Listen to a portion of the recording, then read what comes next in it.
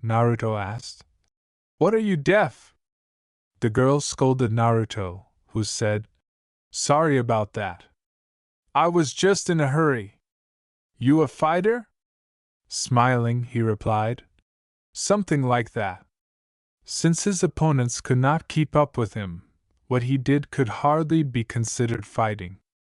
He looked at Manny, who was pointing at his watch, and the girl asked, You fighting tonight? Now he had a deadline. You gonna win? He walked around her and said dryly, I always do. Really danced. He never took his eyes off hers. You going to be watching? With a slight smirk of her own, she replied slyly. Why would I be watching you? Are you interesting? Naruto began to like the game they were playing together. He didn't even know the name of the girl he was with. Naruto said sternly, Maybe. Maybe you need to stick around and watch. Maybe you'll see something interesting. As she went away with a little bounce in her step, she hummed back, Good luck then, tough guy. As she walked, the blonde, who was still grinning, watched her. He gave a little grumble. Damn. She must have been the first girl ever to attract notice. What are you doing, kid? You have 20 minutes to get up. Manny yelled at him, grabbing his arm. Sorry, Manny. My mind was somewhere else. Manny pushed Naruto in the direction of the locker room and said, Yeah, right. It was glued to that girl's ass in those jeans. Now hurry up. With a bashful chuckle, Naruto hurried to the changing area. He wasn't usually this preoccupied, but for some reason, that girl had infiltrated his thoughts, and he couldn't explain why. Perhaps he was drawn to her fiery demeanor or the way she walked as though she were the most attractive thing in the building, which she was. Naruto pushed the door to his locker room open, clearing his mind. After removing his jacket and setting it on a rack, he started to remove his boots when a sudden, intense pain shot through his head. As if someone were attempting to drill a hole in his skull. Naruto! The voice was so abrupt that it really startled Naruto, causing him to squirm and extend his claws. He looked around and hissed. His mind was racing. Naruto! He yelled. Shut up! As his claws tore through the wood of a neighboring bench. As the anguish increased and his eyes clamped shut, he raised his hands to his head. His eyes opened, and he looked into a nearby mirror before freezing. Leave me alone! He exclaimed. He had crimson eyes. Red as blood. Shocked, he pulled his claws away. What the hell is happening to me? Naruto shuddered as the voice faded into stillness. Remember. What was he meant to recall? Was the voice unaware of how difficult it was for him to recall? How often did he lie awake wondering about who he was before? Fuck you! Naruto snarled as he got to his feet and inhaled deeply. Although the pain had lessened, it served as a stark reminder of the power of the voice. The fact that he thought he understood the voice and that he was getting closer to it every time it attempted to speak to him was what he detested the most. Later, he would figure this out.